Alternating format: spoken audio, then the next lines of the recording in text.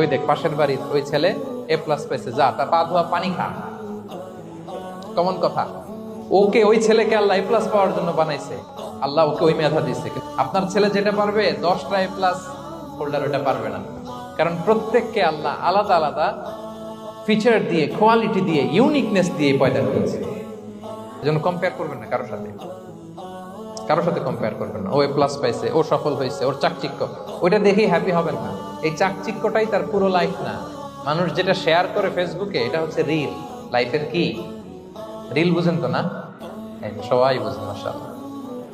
Highlighted reel. আপনি কি মনে করছেন এই যে রিলের মধ্যে যতটুকু দেখছেন এটা পুরোটাই ওর লাইফ? আরে ভাই, ওরও অনেক কষ্ট আছে, ওরও অনেক ব্যর্থতা আছে, ফেলিওর আছে, ওইটাও ঢেকে রাখে, ওটা তো প্রকাশ করে না। দেখবেন আমরা ফেসবুকে ছবি শেয়ার দিলে কি করি? সবচেয়ে ভালো ছবিটা খুঁজি, হ্যাঁ, হাসি